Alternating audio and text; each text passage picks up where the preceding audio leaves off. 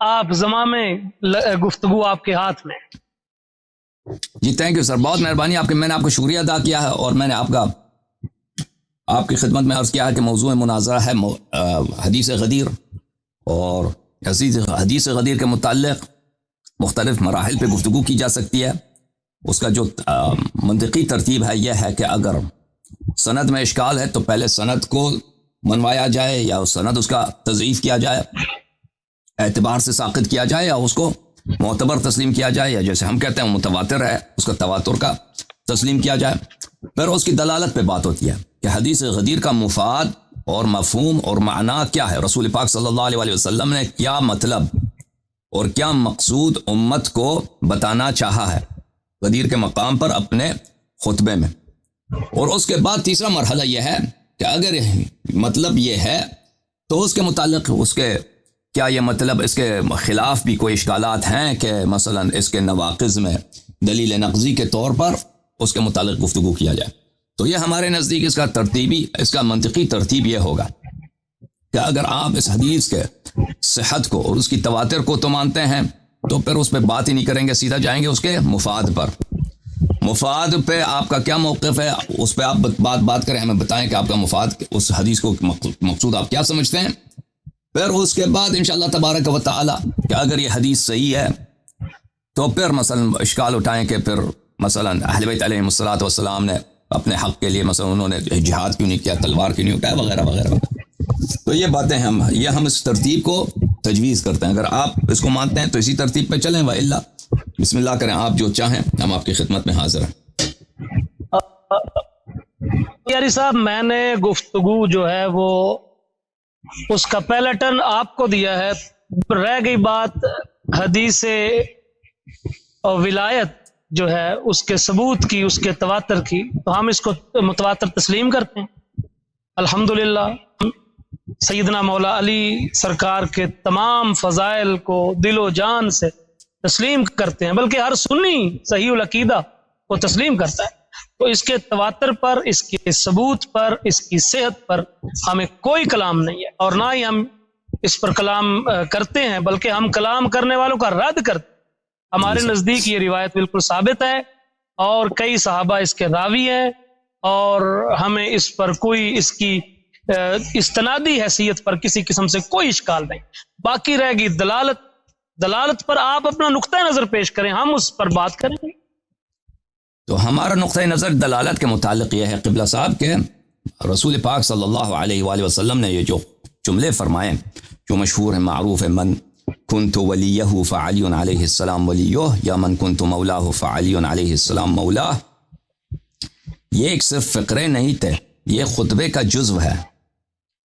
اور اس خطبے کو اگر دیکھا جائے، اس خطبے کو گرچہ ہمارے بھائی جو اہل سنت کہلاتے ہیں انہوں نے اپنے کتب میں کامل طور پر بہت کم نقل کیا ہے، لیکن اس کے فقرات کے غدیر خم میں رسول پاک صلی اللہ علیہ وآلہ وسلم نے کیا فرمایا ہے، متفرق جگہوں پر صحیح اسانید کے ساتھ، بلکہ ان فقروں کو بھی تواتر کے ساتھ نقل فرمایا ہے. تو رسول پاک صلی اللہ علیہ وآلہ وسلم نے غدیر خم کے مقام پر اللہ کی جانب سے ان پہ وحی نازل ہوئی کہ یا ایھا الرسول بلغ ما انزل الیک من ربک، کہ اے رسول صلی اللہ علیہ وآلہ وسلم اللہ کی جانب سے آپ تبلیغ کیجئے اس بات کو جو اللہ کے طرف سے آپ پہ نازل ہوئی ہے. وَإِن لَمْ تَفْعَلْ فَمَا بَلَّغْتَ رِسَالَتَهُ، اور اگر آپ نے اس کی تبلیغ نہیں کی تو آپ نے رسالت ہی، یہ دین ہی مجھے نہیں چاہیے، یہ دین بیکار ہے، آپ نے رسالت میں خیانت کی ہے، آپ نے رسالت ہی نہیں پہنچائی. وَاللَّهُ يَعْصِمُكَ مِنَ النَّاسِ، اور اللہ وعدہ دیتا ہے کہ کوئی آپ کی حکم کے بیان کرتے ہوئے کوئی آپ کی تکذیب نہیں کر سکے گا. ان اللہ لا يهدي القوم الكافرین، اللہ تعالیٰ کافرین کی ہدایت نہیں کرتا. تو رسول اللہ صلی اللہ علیہ وآلہ وسلم پر وہاں پہ خطبہ غرہ ارشاد فرمایا. اس خطبے میں بہت سارے جملات ہیں جو متواتر اسانید کے ساتھ آپ کے کتب میں موجود ہیں کہ غدیر خم کے مقام پر رسول پاک صلی اللہ علیہ وآلہ وسلم نے اپنی موت کی خبر دی ہے کہ میں عنقریب دنیا سے مرنے والا ہوں. انہوں نے حدیث ثقلین بیان فرمایا ہے، اور حدیث ثقلین میں صحابہ پر پوری امت پر قرآن و عطرت علیہم الصلوۃ والسلام کی طاعت واجب کی ہے. اور اس کے بعد فرمایا بلی الست اولا بالمؤمنین من انفسہم، کیا میں مؤمنین پر ان کے نفوس سے زیادہ صاحب اختیار نہیں ہوں؟ تو صحابہ کرام نے عرض کیا کہ بلا، کیوں نہیں، آپ ہمارے نفوس پر ہم سے زیادہ صاحب اختیار ہیں۔ تو فرمائے من کنت مولاہ فعلی علیہ السلام مولا، یا من کنت ولیہ فعلی علیہ السلام ولیہ، جس کا میں مولا ہوں علی علیہ السلام اس کے مولا ہیں، اور جس کے میں ولی ہوں علی علیہ السلام اس کے ولی ہیں۔ تو جو کہا جاتا ہے کہ اس خطبے کا وجہ اصدار اور وجہ القاء، کہ کیوں انہوں نے یہ خطبہ القاء فرمایا ہے، جو کہتے ہیں یہ صحابہ کا شکوہ تھا، یہ بالکل ایک جھوٹی بات، ایک کاذب بات مشہور کیا گیا ہے۔ اس طرح کوئی حدیث ہی نہیں ہے کہ یا رسول پاک صلی اللہ علیہ وسلم نے خود فرمایا ہو کہ میں یہ خطبہ اس لیے دے رہا ہوں کہ یہاں پر صحابہ کرام نے یہاں پہ شکایت کی ہے میرے بھائی سے، یا اس صحابہ میں سے کسی نے ادعا کیا ہو، کوئی نقل کیا ہو، یا تابعین میں سے کسی نے نقل کیا ہو، کسی نے یہ بات نہیں کہی ہے۔ تو وجہ القاء خطبہ غدیر کیا ہے؟ القاء خطبہ غدیر اللہ تعالیٰ کی آیت ہے بلغ ما انزل الیک، اور یہ آیت نہ بھی ہونا، آیت تبلیغ نہ بھی ہو تو کوئی فرق نہیں پڑتا، کیونکہ ہمیں پتہ ہے کہ رسول پاک صلی اللہ علیہ وسلم وما ينطق عن الهوى ان هو الا وحی یوحى، وہ بجز یہ کہ اللہ کی جانب سے کوئی فرمان ہو اس کی سوا وہ تبلیغ ہی نہیں کرتے۔ تو اس خطبے میں بہت ساری باتیں ہیں کہ جب بھی انسان کوئی بات کرتا ہے تو اس کا ایک جملہ دوسرے جملوں کی تفسیر کرتا ہے۔ انہوں نے اپنی موت کی خبر دی ہے۔ رسول پاک صلی اللہ علیہ وسلم کے وفات کے بعد سب سے بڑا نزاع، امت کا سب سے بڑا امتحان کیا ہے؟ رسول پاک صلی اللہ علیہ وسلم کی جانشینی ہے، کہ امامت اور قیادت اور مسلمانوں کی پیشوائی کس کے ہاتھ میں ہوگی۔ تو رسول پاک صلی اللہ علیہ وسلم اس امر سے، اس نزاع سے جو ان قریب ان کے وفات کے بعد پیدا ہوگی اور ابھی تک چل رہا ہے، اس سے غافل ہو ہی نہیں سکتے۔ کیسے ہو سکتا ہے؟ فبما رحمت من اللہ لنت لهم، کہ اللہ تعالیٰ نے ان کو لین القلب بنایا، وبالمؤمنین رؤوف الرحیم، بالمؤمنین کے ساتھ اور رؤوف الرحیم ہے۔ اللہ تعالیٰ نے کسی کے لیے لفظ رحیم سوائے اپنے اور رسول صلی اللہ علیہ وسلم کے لیے استعمال نہیں کیا۔ نہایت ہی مہربان ہے، امت کی ہدایت پہ نہایت ہی حریص ہے، ان کو بدعات سے اور گمراہیوں سے اور اختلافات سے بچانے پر وہ نہایت ہی اس بات پہ حرص رکھتے ہیں، اس بات کے وہ شوق رکھتے ہیں۔ تو کیسے ہو سکتا ہے کہ وہ اس بات سے غافل ہوں؟ اور رسول صلی اللہ علیہ وسلم سے بھی بڑا، سب سے بڑا اللہ تعالیٰ ہے۔ اللہ کو پتہ ہے کہ میرے نبی صلی اللہ علیہ وسلم کے بعد اس امت میں اختلاف ہوگا، تو جب نبی صلی اللہ علیہ وسلم کی وفات کی بات ہو رہی ہے تو واضح بات ہے کہ ان کے بعد اتباع کس کا ہوگا۔ تو اسی میدان غدیر میں صحیح اسانید کے ساتھ رسول پاک صلی اللہ علیہ وسلم نے ثقلین کے اتباع کا حکم دیا ہے، اور ان جملوں کے ساتھ کہ جب تک تم ان کی اتباع کرو گے کبھی گمراہ نہ ہو جاؤ گے۔ تو اتباع کرنا ثقلین کا، عطرت طاہرہ اور قرآن مجید کا سب صحابہ پر، سب تابعین پر، تابعی تابعین پر، امت کے فرد فرد تک تا روز قیامت واجب ہے۔ اگر اتباع کریں گے تو گمراہ نہ ہوں گے، اگر اتباع نہیں کریں گے تو گمراہ ہو جائیں گے۔ یہ رسول پاک صلی اللہ علیہ وسلم کا وعدہ ہے۔ تو یہ جب فرمایا ہے تو واضح بات ہے کہ اہل بیت طاہرین علیہم السلام میں ان کا تاج سر، ان کا سردار، ان کا سید، رسالت پناہ صلی اللہ علیہ وسلم کے بعد کون ہے؟ وہ امیر المؤمنین علی بن ابی طالب صلوات اللہ علیہ۔ تو جب انہوں نے کہا من کنت مولا فہذا علی علیہ السلام مولا، یہ حدیث ثقلین کے ساتھ بالکل جوڑ کے فرمایا انہوں نے، جس کا میں آقا ہوں، جس کا میں سید ہوں، جس کا میں سالار ہوں، میں اس کا امیر المؤمنین علیہ السلام بھی سید و سالار ہیں۔ یہ واضح طور پہ دلالت کرتی ہے کہ یہاں پر امر امامت، امر خلافت، امر واجب الاتباع ہونے کی بات ہو رہی، دوستی کی بات نہیں ہو رہی۔ کیونکہ اگر دوستی کی بات، کیونکہ دوستی کے لیے آپ کے پاس کیا قرینہ ہے؟ کچھ قرینہ نہیں سوائے ایک کے، اور وہ وہی ہے کہ آپ کہتے ہیں وجہ صدور خطبہ یہ ہے کہ بریدہ نے شکایت کیا تھا، حالانکہ بریدہ کی شکایت کی حدیث جو ہے وہ فتح مکہ کے بعد ہے۔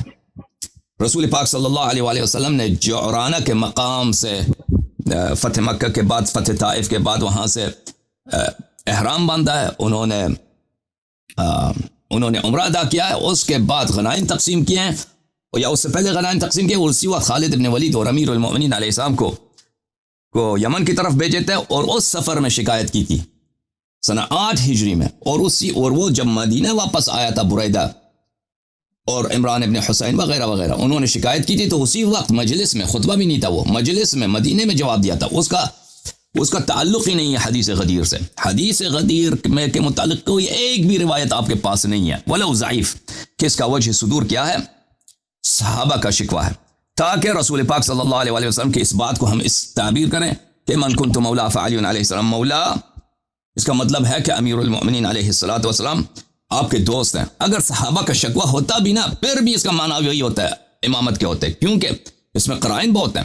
رسول پاک صلی اللہ, سب صحابہ نے تو شکایت نہیں کی تھی نا, 1 2 3 نے شکایت کیا تھا, اور وہ ان کو بتا دیتے, انہی کو تو بتا, سب کو کیوں روکا ہوا ہے؟ اور پھر یہ کہنا کہ میں مرنے والا ہوں, اور حدیث ثقلین کہ میرے اہل بیت کا اتباع کرو, اور پھر یہ کہنا کہ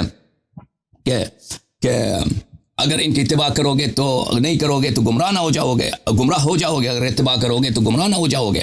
اور پھر صحابہ کرام جنہوں نے مبارکباد دی ہے امیر المؤمنین علیہ السلام کو, تہنیت کیا ہے, بخن کہا ہے, تو اور پھر آپ کے ہاں سے یہ روایات میں موجود ہے کہ رسول پاک صلی اللہ علیہ وآلہ وسلم نے امیر المؤمنین علیہ السلام کو غدیر کے مقام پہ تاج پوشی کیا, امامہ پہنایا, پگڑی پہنایا, اور دستار پوشی جو ہے, عرب میں تاج نہیں ہوتے تھے, عرب میں کیا ہوتا تھا؟ عرب میں دستار پوشی ہوتی تھی. بلے ان ملائکہ کے تاج بھی امامے ہوتے ہیں, وہ پگڑیاں ہوتی ہیں, تو دستار پوشی کے. بہرحال یہ سب قرائن اس بات پہ ہیں کہ رسول پاک صلی اللہ علیہ وآلہ وسلم امیر المؤمنین علیہ السلام کی امامت کی تعین فرما رہے ہیں. بسم اللہ کریں. یہ میں نے بہت مختصر الفاظ میں بیان کیے ہیں, اب ان کے ردود سنیں گے کہ یہ کیا فرما رہے ہیں. بسم اللہ. نہیں, آپ اس طرح کریں, آپ ٹائمر لگا دیں. جی سر, ٹائمر لگا دیں تاکہ وقت بے شک لگا دیں. میری بات سنیں, آپ نے کوئی یہ وہ باتیں ہیں کہ جو ساری اتفاق کی باتیں, ان میں تو کوئی قسم کا نہیں. اصل میں آپ کا جو آپ سے ہمارا گفتگو کا جو اصل مناظرہ ہے وہ ہوا ہے کہ سیدنا مولا رضی اللہ تعالیٰ عنہ, آپ ان کی خلافت بلا فصل پر دلیل لے کر آئیں گے, کیونکہ آپ کے نزدیک سیدنا امیر المؤمنین رضی اللہ تعالیٰ عنہ ان کی خلافت, ان کی ولایت کا اعلان جو تھا وہ غدیر کے موقع پر ہوا تھا, اور غدیر کے موقع پر آپ نے یہ ارشاد فرمایا تھا. پھر آپ اس کو اس آیت کے ساتھ جوڑتے ہیں, یا ایھا الرسول بلغ ما انزل الیک من ربک. یہ باتیں وہ ہیں کہ یہی تو باتیں حل طلب ہیں. آپ نے ان کو بس ایک ہی زبان میں اتنی تیزی کے ساتھ کر دیا ہے. ہم چاہتے ہیں کہ آپ ان باتوں پر بحث کریں, ان پر ادلہ سامنے رکھیں, اور ان پر سیدنا مولا علی رضی اللہ تعالیٰ عنہ ان کی خلافت بلا فصل کیسے ثابت. دیکھو, ان کی ولایت کا کوئی, ان کی عظمت کا کوئی منکر نہیں, ان کے ورے کا کوئی منکر نہیں, ان کے مسلمانوں کے محبوب اور دوست ہونے کا کوئی منکر نہیں. اللہ کے ناس بھی کوئی ایسا ہو مجھے بتائیے علی صاحب کہ آپ سیدنا مولا علی کو مفترض الطاعہ نہیں مانتے؟ مانتے ہیں. آپ ان کو کیا امام معصوم نہیں مانتے؟ مانتے ہیں. کیا آپ ان کی جو ان کی خلافت ان کو منصوص من اللہ نہیں مانتے؟ جب آپ یہ ساری چیزیں مانتے ہیں, بلکہ آپ تو بہت آگے بڑھ کر ائمہ کو, تمام انبیاء سے, نبی صلی اللہ علیہ وسلم کے علاوہ آپ تو ان سے افضل مانتے ہیں. ان کے لیے آپ آسمانی خبروں کو مانتے ہیں, ان کے لیے امام کو آپ ہر قسم کا اختیار مانتے ہیں, پتہ نہیں کیا کچھ مانتے ہیں. وہ تو ابھی بحث آگے آئے گی, میں اصول کافی سے صرف باب کے جو تبویب ہے وہ پڑھوں گا. لیکن میں یہ چاہتا ہوں کہ آپ کے یہ جو سارے دعوے ہیں, ہم ان پر کیا کہیں گے؟ ہم تو ان پر وہ کہیں گے جب آپ کچھ پیش کریں گے کہ آپ کے پاس مخالفین کی کتب سے آپ کہتے ہیں کہ یہ کچھ مخالفین کی کتب میں بھی موجود ہے. بھائی پیش کریں, کیوں آپ نے اپنے جیب میں رکھا ہوا ہے؟ پیش کریں, لوگوں کے سامنے لائیں, لوگ آپ کے منتظر ہیں. آپ نے تو اپنا دعویٰ جو آپ کہتے تھے پیش کر دیا, آپ اس پر دلیل تو دیں. کیا دلیل ہے آپ کے پاس؟ پیش کریں, بالکل پیش کریں, یہ آپ کے پاس. جی سر, یہ فرماتے ہیں کہ جیسے انہوں نے, دیکھیں اب ہماری بات آپ سے ہو رہی ہے حدیث غدیر پر. دیکھیں ائمہ طاہرین علیہ الصلوۃ والسلام غدیر, حدیث غدیر پر, کہ اس کا مفاد کیا؟ سند تو آپ نے مان لیا, سند پہ تو اشکال نہیں ہے. اس کا مفاد آپ کے نزدیک کیا؟ مجھے بتا. میں نے تو اپنا بتا دیا کہ ہمارے نزدیک اس کا مفاد اور اس کا مدلول کیا ہے, ہم نے بتا دیا. اب آپ بتائیں کہ آپ کیا کہتے ہیں, اس کا مفاد و مدلول کیا ہے حدیث غدیر کا؟ آپ اس طرح کریں کہ آپ اپنا دعویٰ جو ہے نا, آپ اپنا دعویٰ کہ اس ولایت سے مراد یہ ولایت جو تھی, یہ لفظ مولا جو تھا, یہ اولا بالتصرف تھا. یہ جو لفظ مولا تھا اس معنی امت کا والی، امت کا خلیفہ، امت کا امیر اور امت کا حاکم تھا. اب یہ ثابت کر آپ. ٹھیک ہے، سمجھ دیکھو گیا، میری بات سنو. میں آپ کی بات سمجھ گیا. میں آپ سے پوچھ اچھا رہا میری ہوں، بات آپ سے عرض کر رہا کامل ہوں کہ ہونے آپ دے، کا میری بات مدعا کیا کامل ہے؟ ہونے دے، میری بات کامل ہونے جی دے، سر. میری بات کامل ہونے دے، میری بات کامل ہونے دے. میں یہ کہہ رہا ہوں کہ دیکھیں کہ یہ آپ کے نزدیک 5 اصول ہیں. توحید ہے، عدل ہے، نبوت ہے، امت ہے اور قیامت ہے.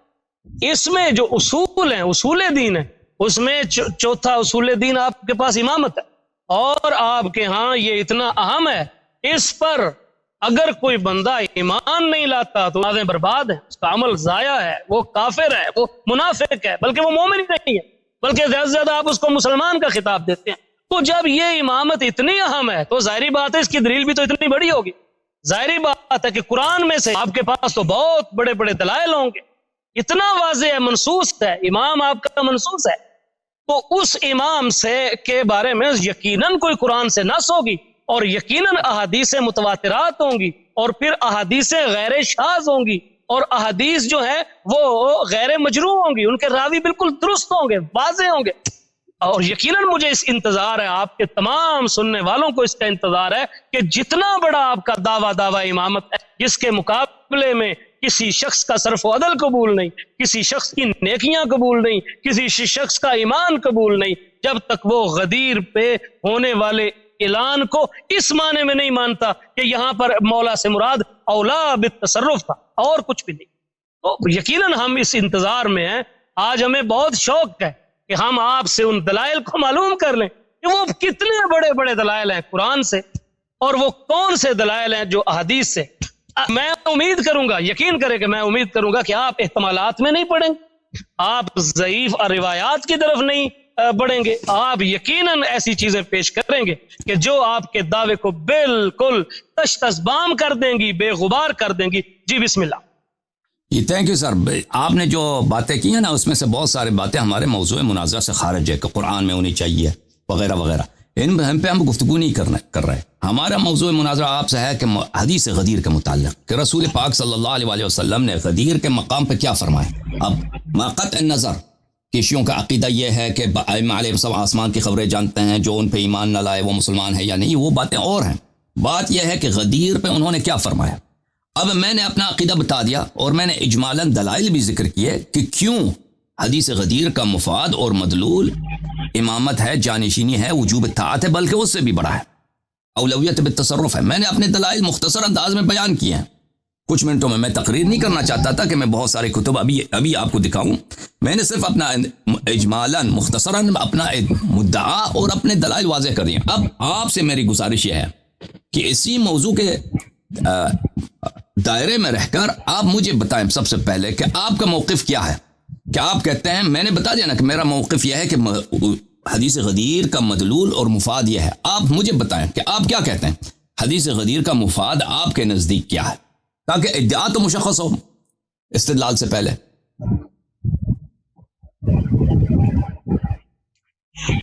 دیکھیں، میرا ہے کہ حدیث پاک میں جو لفظ مولا ہے، من کنت مولاہ فعلی مولاہ، اس حدیث میں جو لفظ مولا ہے وہ میرے نزدیک یہ دوست کے معنی میں ہے، محبت کے معنی میں ہے، پیار کے معنی میں ہے اور دوستی کے معنی. اور یہ اولا بالتصرف، یہ آپ کے جانشین کے معنی میں ہرگز نہیں. اس روایت میں بھلے مولا کے معنی جانشین ہو، بھلے مولا کے معنی حاکم ہو، بھلے مولا کے معنی سردار ہو، مجھے اس پہ کلام نہیں، لیکن بات یہ ہے کہ حدیث غدیر میں اس کا مرادی معنی کیا ہے. میرا جو معنی ہے وہ میں نے آپ کے سامنے واضح کر دیا. بلکہ میں تھوڑا سا اگر تھوڑا سا آپ مجھے وقت دیں، یہ کتاب ہے النہایہ، امام ابن الاسیر رحمہ اللہ، اور یہ بیروت سے یہ کتاب چھپی، اور اس کتاب سے میں اپنا معنی پیش کر دیتا ہوں کہ میرے مولا کا معنی کیا ہے. تو اس کتاب کی دوسری جلد میں امام ابن اسیر فرماتے ہیں کہ المولا فی الحدیث وہو اسم یقع علی جماعت کثیرہ، کہ یہ جو لفظ مولا ہے یہ اسم ہے اور یہ بہت بڑی جماعت پر بولا جاتا ہے، یعنی اس کے بے شمار معنی ہیں، یعنی اس کے معنی ایک جمع کریں تو ایک پوری جماعت بن جاتی ہے معنی کی۔ تو فرماتے ہیں فَهُوَ الرَّبُّ والمالک والسید والمنعم والمعتق، اس کا معنی رب بھی ہے، مالک بھی ہے، سردار بھی ہے، منعم یعنی احسان کرنے والا بھی ہے، والمعتق آزاد کرنے والا بھی، والناصر مدد کرنے والا بھی، والمحب محبت کرنے والا، والتابع جو تابع ہو دوسرے کے حکم کے فرمان کے زیر فرمان ہو، والجار پڑوسی کے بارے میں ہے، وابن الام۔ تو بہرحال اس کے بہت سارے معنی انہوں نے بیان کیے، اور پھر وہ آگے بڑھتے ہوئے صفحہ نمبر 882 پر فرماتے ہیں کہ وَمِنْهُ الْحَدِيث، کہ اسی معنی میں ایک حدیث بھی آتی ہے کہ من کنت مولاہ فعلی مولاہ، کہ رسول اللہ صلی اللہ علیہ وآلہ وسلم نے فرمایا کہ جس کا میں مولا ہوں تو علی بھی اس کے مولا ہے۔ تو فرماتے ہیں اب اس کے معنی کو انہوں نے متعین کرنا تھا، وہ میرا مذہب ہے، وہ میرا مسلک ہے، وہ میرا ایمان ہے، تو وہ میں نے اپنے لفظوں میں نہیں، امام ابن الاسیر کے لفظوں میں آپ کے سامنے واضح کر دیا النہایہ سے۔ تو وہ فرماتے ہیں کہ یحمل علی اسماء المذکورہ، کہ یہ جو حدیث ہے اس میں لفظ مولا میں بہت سارے اسماء جو ہیں جن کو اوپر ذکر کیا ہے ان بہت سارے معنی کا احتمال ہے، اتنا احتمال ہے کہ یہاں پر مولا کا معنی محب ہو سکتا ہے، مولا کا معنی محبوب ہو سکتا ہے، مولا کا معنی ناصر ہو سکتا ہے، مولا کا معنی سید ہو سکتا ہے، مولا کا معنی دوست ہو سکتا ہے، یعنی اس میں بہت سارے معانی کا احتمال ہے۔ اور پھر وہ امام شافعی کا قول بھی پیش کرتے ہیں، فرماتے ہیں قال الشافعی رضی اللہ عنہ، امام شافعی فرماتے ہیں یعنی بذالک ولا الاسلام، کہ یہ اس حدیث میں جس ولا کا ذکر ہے، جس ولا وہ وہی ولا ہے کہ جو اسلام کی دوستی، اسلام کی دوستی۔ اور پھر کقولہ تعالی، جس طرح کہ اللہ کا فرمان ذالک بان اللہ مولا الذین آمنوا وان الکافرین لا مولا لهم، اور جس طرح سورہ محمد کی آیت نمبر 11 ہے کہ جس طرح خداوند متعال نے ارشاد فرمایا کہ یہ اسی لیے کہ اللہ جو ہے وہ دوست ہے ان کا جو ایمان والے ہیں، اور کافروں کا کوئی دوست، ان کا کوئی مولا نہیں۔ اور پھر اسی طرح آگے فرماتے ہیں وقول عمر لعلی رضی اللہ عنہ، اور اس طرح سیدنا عمر رضی اللہ تعالیٰ عنہ کا بھی علی رضی اللہ تعالیٰ عنہ سے یہ کہنا اصبحت مولا، جس کا آپ نے تھوڑی دیر پہلے ذکر بھی کیا تھا بخ والی روایت کا۔ تو کہتے ہیں کہ جو حضرت عمر کا یہ فرمان ہے حضرت علی کے بارے میں کہ اصبحت مولا کل مؤمن ای ولی کل مؤمن، کہ حضرت عمر نے جو یہ فرمایا کہ آپ نے اس حال میں صبح کی کہ آپ ہر مومن کے ولی تھے، تو فرماتے ہیں ولی یعنی دوست تھے۔ اور پھر اسی طرح آگے بڑھیں تو ارشاد ہوا کہ خداوند متعال نے ارشاد فرمایا کہ ایک منٹ ذرا رک، تو ارشاد فرمایا کہ اس کی ایک وجہ یہ ہے وکیل سبب ذالک ان اسامہ قال لعلی، ایک اس کی وجہ یہ ہے کہ حضرت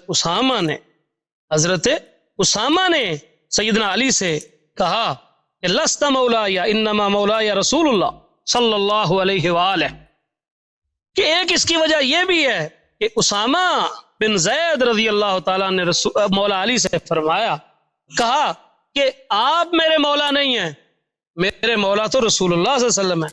فقال من کنت مولاہ فعلی مولا، کہ جو مجھے اپنا دوست سمجھتا ہے، جو مجھے اپنا محبوب سمجھتا ہے، جو مجھے اپنا یار و مددگار سمجھتا ہے وہ علی کو بھی سمجھے۔ تو میں نے اپنا موقف جو تھا، جو سنی موقف ہے، اور الحمدللہ اس روایت کے مطابق صحیح موقف، اور اس روایت کے سیاق و سباق کو دیکھ تو یہی موقف جو ہے یہ سامنے آتا ہے، میں نے اپنا معنی واضح کر۔ اور دوسری بات یہ ہے کہ یہ میرے پاس خصائص علی ہے، خصائص علی، خصائص امیر المؤمنین امام ابو عبد الرحمن احمد ابن شعیب النسائی کی۔ تو اس روایت میں جو ہے بیشتر مقامات پر جو الفاظ ہیں وہ یہ ہیں کہ آپ نے ارشاد فرمایا کہ من کنت वलियुहु फहाज़ा वलियुहु अल्लाहुम्मा वालि मन वालाहु व आद मन आदाहु। तो आपने यहाँ पर शुरू में तो फरमाया कि मन कुन्तु वलियुहु, जो मुझे अपना वली समझता है, जो मुझे अपना वली समझता है, तो अली को भी अपना वली समझे। अब वली का माना क्या था?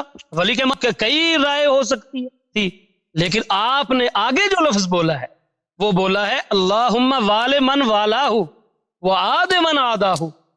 अल्लाह तू उसका वली बन जो अली को वली माने, और उससे अदावत रख जो अली से अदावत रखे। अब सवाल यह पैदा होता है कि आपने अदावत को विलायत के मुकाबले में इस्तेमाल किया। अब अदावत का माना आपके नजदीक भी मुतय्यन है, मेरे नजदीक भी मुतय्यन है कि अदावत से मुराद दुश्मनी है।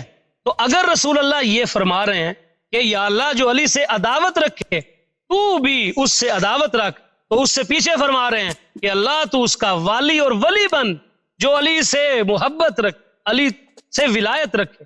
अब विलायत जब अदावत के मुकाबले में आ गई, और अदावत जो थी वो दुश्मनी और नफरत होती है, तो फिर विलायत का माना और मौला का माना मुतय्यन हो गया कि मौला का माना मोहब्बत है, दोस्ती है, मददगार है, और महबूब और मुहिब के माना। लें जी, इस पर कलाम कर।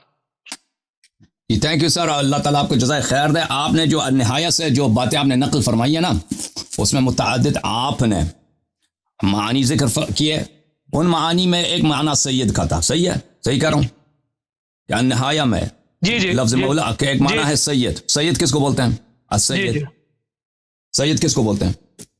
सरदार, सरदार को बोलते हैं, सही है। तो ये शिया तो आप इस बात को कबूल करते हैं कि मौला के मानी में एक माना वो है जो शिया मुफाद के मुवाफिक है, सही है,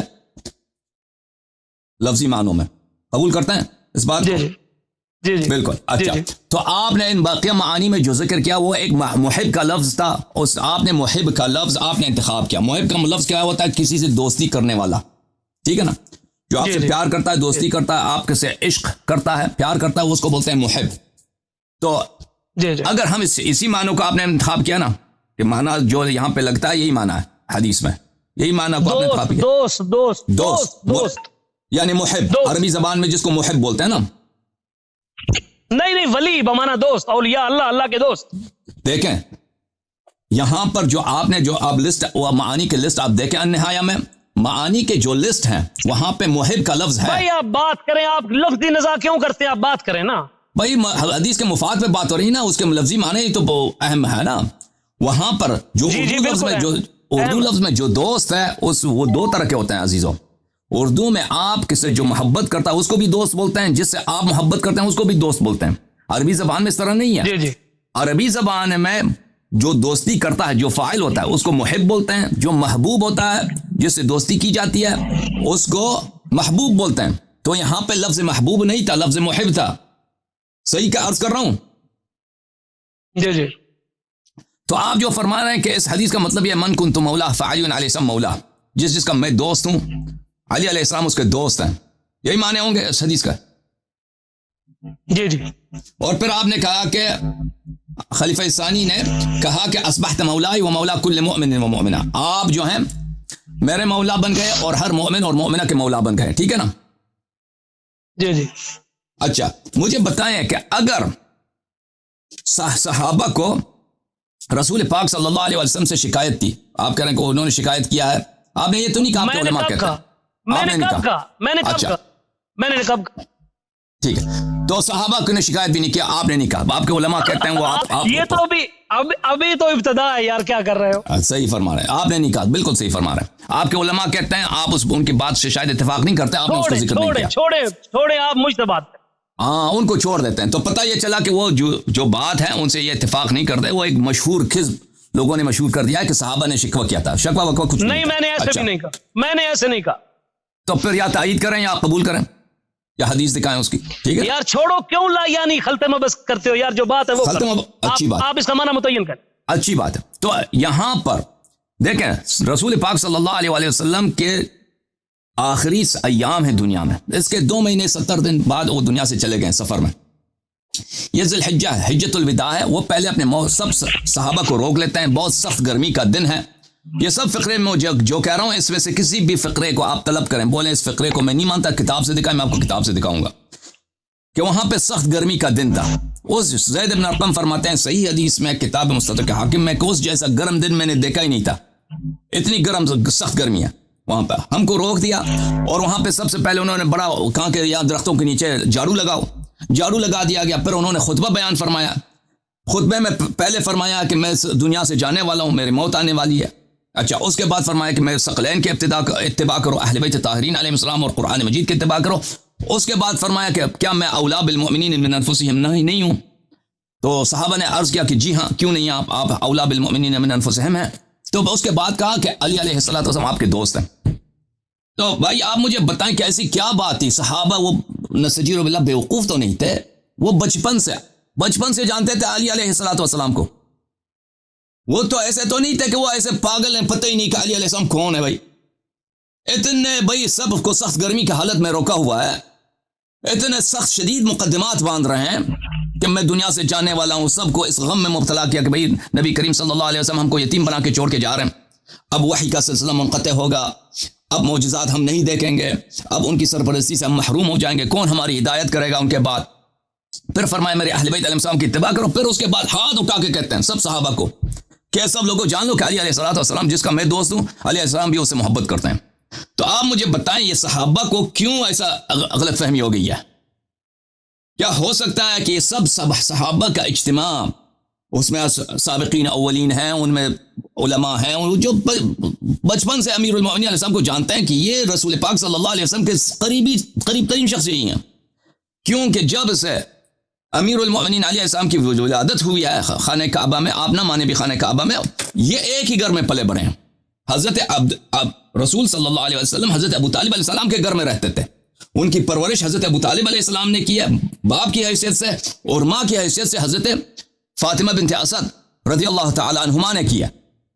یہ ان کے بڑے بھائی کی حیثیت سے بچپن سے ان کو جانتے ہیں. ان کبھی نہیں دیکھا کسی نے کہ انہوں نے ان سے کبھی رسول پاک صلی اللہ علیہ وسلم سے کسی قسم کی غداری یا خیانت کی ہو، یا اسلام سے کسی قسم کی خیانت کی ہو، غداری کی ہو. تو کسی کے ذہن میں بھی نہیں ہے بات. اگر آپ کہتے ہیں کہ بعض صحابہ کے ذہن میں تا یہ باتیں، تو سب کو روکنے کی کیا ضرورت ہے؟ اگر وہ 2-3 مثلا جاہل قسم کے صحابہ ہوں گے جو نہیں جانتے ان باتوں کو، امیر المؤمنین علیہ السلام اور اہل بیت کے مواقف سے واقفیت نہیں رکھتے، تو ان کو کہہ دینا چاہیے تھا. سب کو کیوں روکا ایک فضول بات کے لیے؟ بھئی سبھی جانتے ہیں، بھئی اتنی روک دیا اسی بات پہ. اور پھر یہی آپ ہی کے احادیث میں موجود ہیں کہ عامر ابن واصلہ صحیح سند کے ساتھ جب زید بن ارقم، آپ ہیں کہ چلے گئے بھائی، کٹ گئے ان کا لائن، علامہ صاحب آپ سن رہے نہیں سن رہے؟ عامر ابن واصلہ جب نے زید بن ارقم سے یہ حدیث سنی ہے تو اس نے پوچھا کہ کیا تو نے واقعا یہ حدیث سنا ہے؟ تو اس نے کہا کہ اللہ کی قسم سب وہاں پہ درخت کے نیچے جو لوگ تھے اپنی کانوں سے انہوں نے سنا ہے، اور اپنی کانوں سے سنا ہے، اور اپنے آنکھوں سے واقعہ دیکھا ہے. تو یہ کیوں بھائی، کیوں ایسی بات؟ عامر ابن واصلہ کو کیوں یقین نہیں آ رہا؟ عامر ابن واصلہ سب سے لمبی عمر پانے والے صحابی ہیں، سنہ 116 میں ان کی وفات ہے. زید بن ارقم کی وفات ہے سنہ 67 میں. تو یہ بعد میں زید بن ارقم سے مثلا معاویہ کی حکومت کے دوران یا اس زمانے میں پوچھ رہے تھے، یا یزید کی حکومت کے بعد اس زمانے میں پوچھے تھے، یعنی وہ آخری ایام میں پوچھے. تو اسی لیے کہ امیر المؤمنین علیہ السلام کی امامت کو امت نے نہیں مانا ہے، صحابہ نے انکار کیا ہے، تو اسی لیے پوچھ رہے ہیں کہ کیا آپ نے واقعا یہ باتیں رسول پاک صلی اللہ علیہ وسلم سے سنی ہیں؟ اچھا، آپ نے کہا کہ اسامہ کا قول، آپ نے تو کوئی شاہد رسول پاک صلی اللہ علیہ وسلم کے قول سے ذکر نہیں کیا سوائے اللہم والمن والا، صرف وہی ذکر کیا، اور تو کوئی ذکر نہیں کیا. آپ نے ایک حدیث نقل کیا کہ اسامہ نے کہا تھا امیر المؤمنین علیہ السلام سے لست مولائی، آپ میرے مولا نہیں. یہ حدیث ہے ہی نہیں بھائی. کسی کتاب آپ نے خود شروع میں کہا تھا کہ مجہول احادیث سے، ضعیف السند احادیث سے استدلال نہ کریں، تو وہ کسی کتاب میں ہمیں دکھائیں وہ حدیث کہ اسامہ نے امیر المؤمنین علیہ السلام سے کہا لست مولائی، اور امیر المؤمنین علیہ السلام کے دفاع کرتے ہوئے پیغمبر صلی اللہ علیہ وسلم نے کہا من کنت مولا فعلی علیہ السلام مولا. یہ آپ نے کتاب النہایہ سے نقل کیا، ٹھیک ہے، لیکن اس کی آپ کسی حدیث کی کتاب میں سند کے ساتھ دکھائیں۔ النہایہ تو کسی حدیث کی کتاب نہیں ہے، وہ لغت کی کتاب ہے، وہاں پہ کسی سند کے ساتھ مذکور نہیں ہے کہ اس کی حدیث کا وجہ صدور کیا ہے۔ اسامہ نے کہا تھا لست مولا انما مولا رسول اللہ صلی اللہ علیہ وآلہ، آپ میرے مولا نہیں، میرے مولا تو صرف رسول پاک صلی اللہ علیہ وآلہ وسلم۔ تو امیر المؤمنین علیہ الصلوۃ والسلام کے دفاع کرتے ہوئے پیغمبر صلی اللہ علیہ وآلہ وسلم نے کہا تھا من کنت مولا فہذا علی علیہ السلام مولا۔ اچھا، اس کو کسی کتاب میں دکھائیں کہ وجہ صدور یہ ہے، یہ اپنے ہی کتاب میں کسی ضعیف سند کے ساتھ دکھاؤ، پھر ضعیف سند حجت بھی نہیں، پھر تو آپ کو تصحیح بھی کرنی پڑے گی، لیکن دکھاؤ یہ کہاں پہ لکھا ہے، یہ اس کی سند ہی کچھ بھی نہیں ہے، یہ قیلہ ہے، صرف ایک قیلہ ہے۔ بعض علماء نے اپنی کتابوں میں ذکر کیا کہ یہ بوجہ کہا گیا ہے، یہ تو کوئی دلیل نہیں ہوتی، قیلہ کوئی دلیل نہیں ہوتی۔ اچھا، پھر آپ نے رسول پاک صلی اللہ علیہ وسلم کے کلام سے صرف ایک قرینہ ذکر کیا، باقی شافعی کا فتویٰ آپ نے ذکر کیا کہ اس سے مراد ولاء الاسلام ہے۔ شافعی کا قول حجت ہے یا رسول پاک صلی اللہ علیہ وسلم کا قول حجت ہے؟ کہ رسول پاک صلی اللہ علیہ وآلہ وسلم کہہ دیں کہ بھائی علی علیہ السلام سب کو روک دیا ہے بھائی اتنی سخت گرمی میں، جھاڑو لگوا دیا درختوں کے نیچے، اور پھر ایک معمولی بات سب کو پتہ ہے، علی امیر، کسی کو شک ہے بھائی؟ آپ خود کہتے ہیں کہ ہم اقرار کرتے ہیں جی ہمارا ایمان ہے امیر المؤمنین علیہ السلام کے فضائل پر، ان کی محبت کو ہم ایمان سمجھتے ہیں، اور بھائی کسی صحابہ کو ایمان نہیں تھا کہ ان کو کہ بھائی وہ سب کو روک دیا، جو ایک بات جو سب کو پتہ ہے، اگر کسی ایک دو صحابہ کو شک ہو، ان کو باقی لوگوں کو اذیت کرنے کی کیا ضرورت ہے؟ آپ خود یہی کام کریں گے بھائی؟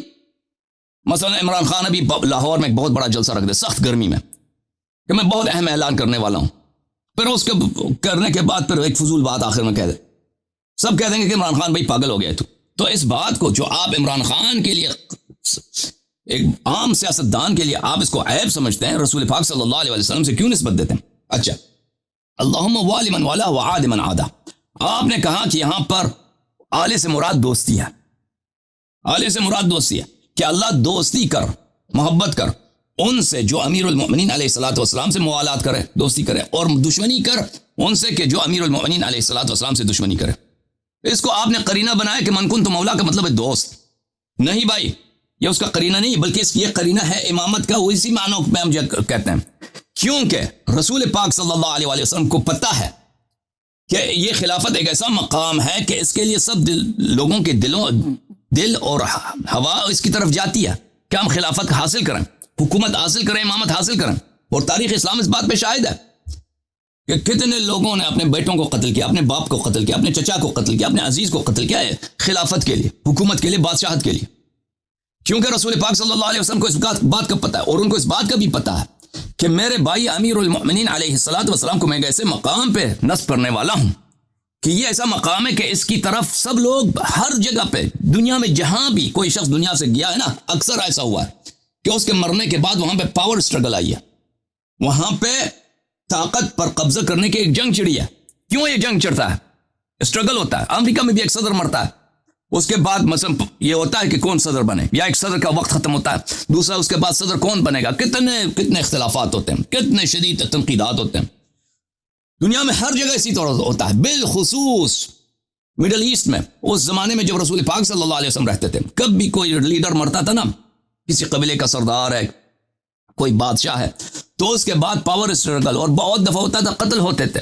صحابہ نے خود کیا بھائی، ہاں یہی مروان بن الحکم نہیں ہے جس نے خانہ کعبہ کو جلا دیا، منجنیق لگا کے اس کو جلا دیا تھا، اور صحابی زبیر بن عوام کو، عبداللہ بن زبیر کو خانہ کعبہ کے سامنے قتل کیا تھا، پھر اس کو سولی پہ رکھا تھا، پھر اس کو سولی پہ وہ کمبل لگا کے اس کو کمبے پہ چڑھایا تھا، اس کی ماں اسما 100 سال اس کی عمر تھی، وہ آ کے اس کے جسد کے نیچے، اس کے لاشے کے نیچے روتی تھی۔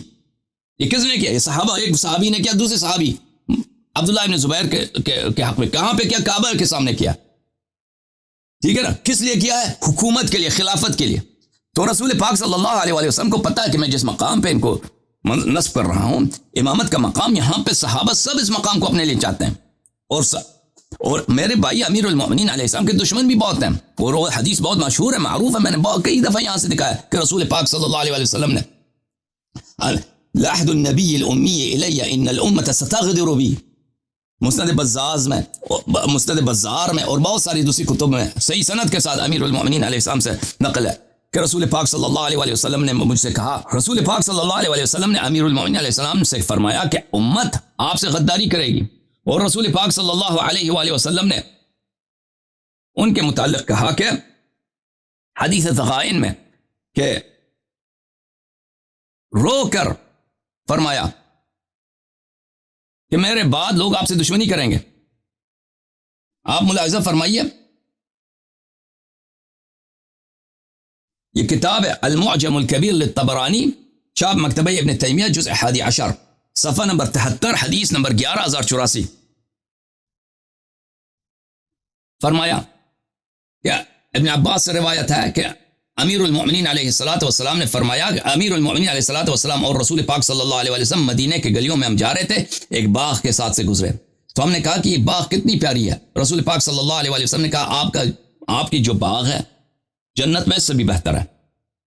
پھر ثم اومع بيده الى راسي ولحيتي ثم بكى حتى على بكاؤه، پھر رسول پاک صلی اللہ علیہ وسلم نے ان کے سر کی طرف اشارہ کیا، داڑھی کی طرف اشارہ کیا، امیر المؤمنین علیہ السلام کے سر پہ داڑھی پہ ہاتھ لگا، پھر فرمایا کہ کیا،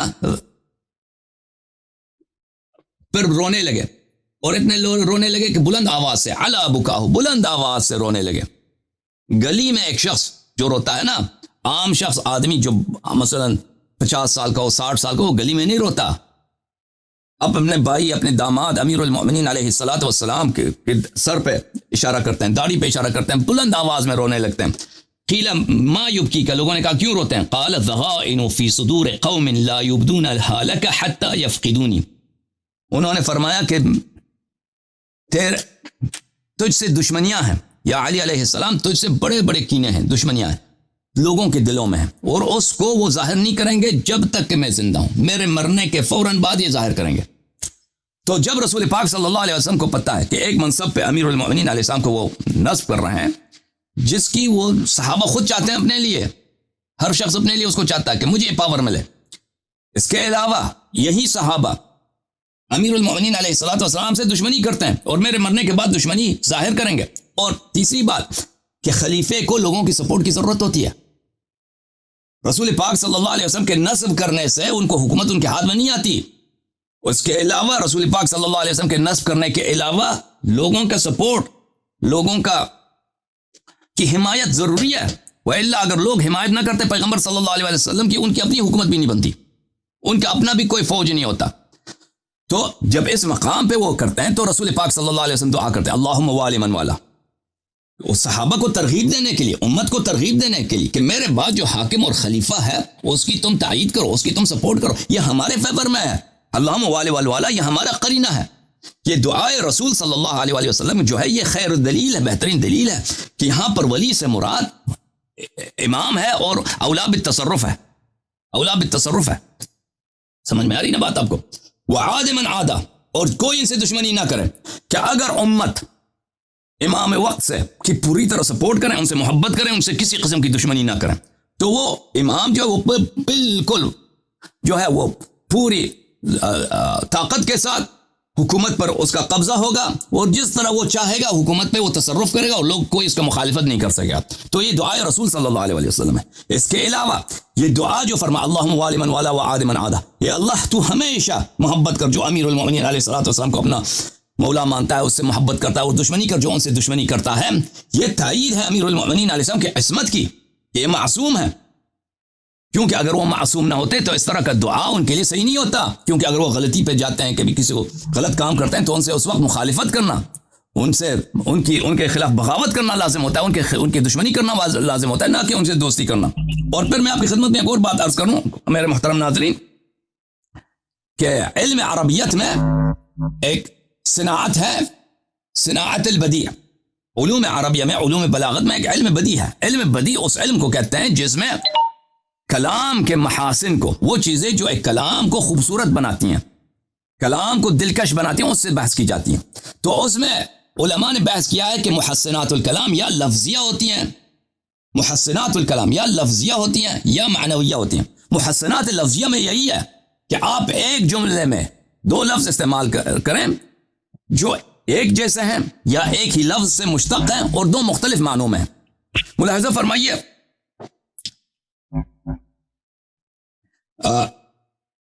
یہ میرے ہاتھ میں جو کتاب ہے یہ عروس الافراح ہے فی شرح تلخیص المفتاح. تلخیص المفتاح. بیچ میں بجلی چلی گئی تھی نا. کوئی بات نہیں کوئی بات نہیں. اللہ مسا ویلکم سر ویلکم. السلام علیکم. یہ عروس الافراح میں ملاحظہ فرما دیجئے فی شرح تلخیص المفتاح جلد نمبر 3 اور 4 میں چاپ دار الکتب العلمیہ میں. یہاں پہ علم بدیع کے المحسنات اللفظیہ میں وہ بحث کرتے ہیں کہ محسنات اللفظیہ میں سے ایک صناعت ہے صناعت الجناس. فمنہ الجناس بین اللفظین. جناس لفظ اس کو بولتے ہیں کہ دو لفظ ایک ہی جنس کے ہوں, ایک ہی کلام میں لائے جائے دو مختلف معانی میں. اور یہ قرآن میں بھی بہت ہے, حدیث میں بھی بہت ہے. حدیث سے وہ مثال یہ دیتے ہیں وَكَفَ التَّجْنِيسُ فَخْرًا, کہتے ہیں تجنیس کے لیے فخر یہ کافی ہے. رسول پاک صلی اللہ علیہ وسلم کی حدیث میں غفار غفر اللہ لہا. غفار ایک قبیلے کا نام ہے, بنی غفار. ابو ذر اسی قبیلے سے تعلق رکھتے تھے رضی اللہ عنہ. غفار جو ہے اللہ ان کی مغفرت کرے. وَأَسْلَمْ سَالَمَهَ اللہ. بنی اسلم ایک قبیلہ ہے عرب میں, بنو اسلم کو اللہ سالم رکھے. وَعَصِيَّةٌ عَصَتِ اللہ, اور عصیہ جو قبیلہ ہے وہ اللہ کی معصیت کی انہوں نے. یہ قرآن مجید میں, اور اللہ آپ کا بھلا کرے. میں آپ کے قرآن مجید سے ایک اس کی مثال دے دوں. مثلا سورہ مبارکہ یہ روم میں ہے.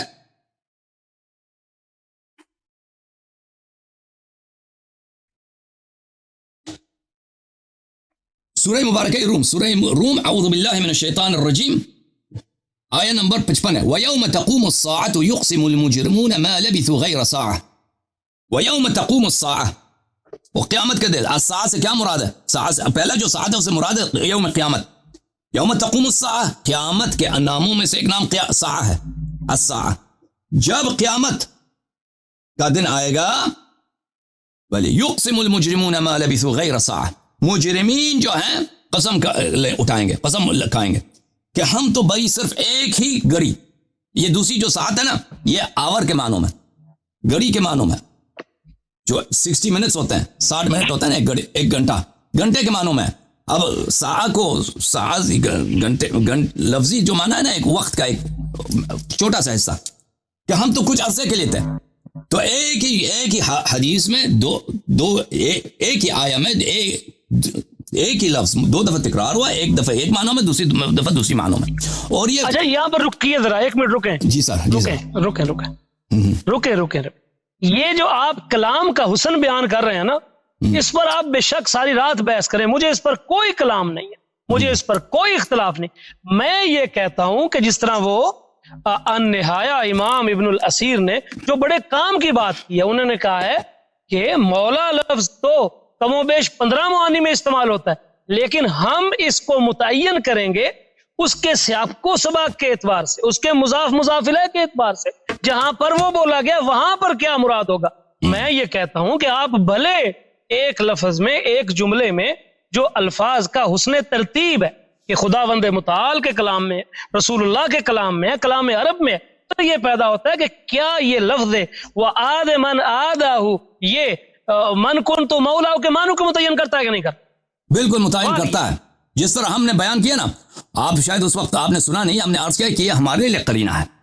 اس طرح کوئی ضروری نہیں ہے کہ اگر ایک ہی جملے میں ایک ہی مصدر سے دو مشتق آئے تو وہ دونوں ایک ہی معنوں میں ہوں, اس کوئی ضروری نہیں ہے. یہ دو مختلف معنوں میں اگر آ جائیں تو اس سے کلام حسین بن جاتا ہے. اور یہ اس معنوں میں اس تعین کر دیتا ہے کہ یہاں پہ من کنت مولا اولا بالتصرف کے معنوں میں ہے. اس کی وجہ یہ ہے, میں نے بیان کیا آپ کر کہتے ہیں, میں اس دوبارہ تکرار کرتا ہوں. ہاں ابھی دوبارہ تکرار کرتا ہوں. اس کی ایک وجہ یہ ہے میرے محترم استاد محترم کہ رسول اللہ صلی اللہ علیہ وسلم امیر المؤمنین علیہ السلام کو ایک ایسے مقام پہ نصب کر رہے ہیں جو ان کو پتہ ہے کہ بہت سارے صحابہ اس مقام کے وہ خود چاہتے ہیں اپنے لیے, وہ چاہتے ہیں کہ حکومت ان کے پاس میں آ جائے. دنیا میں سب لوگ یہ چاہتے ہیں کہ ان کے پاور بڑھ جائے, کوئی نہیں چاہتا کہ اس کا پاور کم ہو جائے. جب بھی کوئی لیڈر دنیا سے چلا جاتا ہے تو اس کے بعد پاور سٹرگل ہوتی ہے. اس کے جو بعد کے لوگ ہوتے ہیں وہ چاہتے ہیں کہ میں خلیفہ بنوں, میں امام بنوں, یا میں پریزیڈنٹ بنوں, میں صدر بنوں. اگر ایک چھوٹا سا بھی ایک مسجد ہے نا, اس کا صدر ہم نے بہت اپنے آنکھوں سے دیکھا, چھوٹا سا حقیر سا ایک مسجد ہے, وہ 20 میٹر کا کوئی مسجد ہے, اس میں بھی اس کا اگر کوئی کمیٹی ہے, اس کمیٹی کا صدر وہ دنیا سے چلا جاتا ہے تو اس کے بعد پاور سٹرگل ہوتی ہے اس میں. وہ کہتا ہے میں بنوں، دوسرا کہتا ہے میں بنوں، اس میں پاور. تو یہ خلافہ رسول پاک صلی اللہ علیہ وسلم جو پورے اب عرب کے اب لیڈر بن چکے ہیں، اور ان کے افواج جو ہیں روم کو بھی فتح کرنے لگے ہیں، اور انہوں نے خبر بھی دیا کہ روم فتح ہو جائے گا، ایران بھی فتح ہو جائے گا. تو ایک ایسا مقام ہے کہ اس کے لیے وہ جانتے ہیں کہ لوگ تمنا رکھتے ہیں کہ حکومت ان کے پاس آ جائے. پہلی بات. دوسری بات، امیر المؤمنین علیہ الصلوۃ والسلام نے ہر مختلف جنگوں میں مختلف قبائل کے سرداروں کو جہنم واصل کیا تھا. بدر میں، احد میں، حنین میں، احزاب میں، مختلف قبائل یہ کے آپ اپنے موضوع سے بہت آگے جا رہے ہیں. نہیں بہت متصل ہے. آپ سنیے تو سمجھ آئے گی. سرداروں کو جہنم واصل کیا تھا، اس لیے مختلف لوگوں کے دلوں میں امیر المؤمنین علیہ السلام کے لیے بغض تھا. مختلف قبائل میں وہ بھولے نہیں تھے کہ یہی تھے. یہ استغفر اللہ. آپ نے حدیث نہیں دیکھی نا. یہ حدیث میں آپ کو دوبارہ دکھاتا ہوں. یہ معجم کبیر طبرانی، معجم کبیر طبرانی، جلد نمبر 11، صفحہ نمبر 73، حدیث نمبر 11084. ابن عباس کہتے ہیں کہ میں رسول پاک صلی اللہ علیہ وسلم علی علیہ الصلوۃ والسلام کے ساتھ ایک مدینے کی گلیوں میں پھر رہے تھے. ایک باغ کے ہاں سے گزرے تو رسول پاک صلی اللہ امیر المؤمنین علیہ السلام نے کہا کہ یہ کتنا پیارا باغ ہے. تو انہوں نے کہا کہ بلے حدیقتک فی الجنت احسن منها، آپ کی جو باغ جنت میں اس سے بہتر ہے. پھر رسول پاک صلی اللہ علیہ وآلہ وسلم نے امیر المؤمنین علیہ السلام کے سر کی طرف اشارہ کیا، داڑھی کی طرف اشارہ کیا، اور بلند آواز میں رونے لگے. تو علا بکاؤ، بلند آواز میں گلی کے درمیان. کوئی شخص گلی کے درمیان بلند آواز میں نہیں روتا مگر یہ کہ کوئی وجہ ہو. وہ بھی 50 سال کی عمر میں، 60 سال کی عمر. وہ تو ہجرت کے وقت ان کی عمر 53 سال تھی. اب اس حدیث کے کہنے کے وقت 55 ہے، 60 ہے. ٹھیک ہے نا. بلند آواز میں رونے لگے. تو پوچھا کہ کیوں رونے لگے؟ قیل ما یبکی قال الذغائن فی صدور قوم لا یبدونها لك حتى يفقدونی. ایسے لوگ ہیں جو آپ سے حقد رکھتے ہیں، دشمنی رکھتے ہیں، اور اس کو ظاہر نہیں کریں گے اس وقت تک کہ جب تک کہ میں دنیا ہوں. اسی طرح مسند بزار میں جلد نمبر 2، یہاں پر آپ کو لے کے چلتے ہیں صفحہ نمبر 293 میں. ابو عثمان النہدی نے بھی روایت کیا کس سے؟ علی علیہ السلام سے. اسی بات کو کہ ہم مدینے میں جا رہے تھے، مختلف باغات سے گزرے، تو ہر باغ کے ساتھ ہم گزرتے تھے. میں کہتا یہ باغ کتنا پیارا ہے. رسول پاک صلی اللہ علیہ وسلم فرماتے تھے آپ کا باغ سے بہتر ہے. تو آخر میں فلما خلا له الطريق اعتنقني ثم اجهش باكيا، جب راستہ کھل گیا تھا تو انہوں نے مجھے گلے لگایا. رسول پاک صلی اللہ علیہ وسلم نے. اجهش باكيا، اجهاش بالبكاء بولتے ہیں بلند آواز میں رونا، چیخ لگا کے رونا بلند آواز میں گلی کے درمیان سب کے سامنے. رسول پاک صلی اللہ علیہ وسلم اپنے بھائی کو گلے لگا کے بلند آواز میں رو رہے ہیں. فقلت یا رسول اللہ، میں نے عرض کیا یا رسول اللہ ما یبکیک، آپ کیوں روتے ہیں؟ قال الذغائن فی صدور قوم لا یبتونها لك الا من بعدی. کینے ہیں، دشمنیاں ہیں لوگوں کے دلوں میں آپ کے لیے، اس کو ظاہر نہیں کریں گے جب تک کہ میں زندہ ہوں. تو رسول پاک صلی اللہ علیہ وسلم کا وعدہ ہے.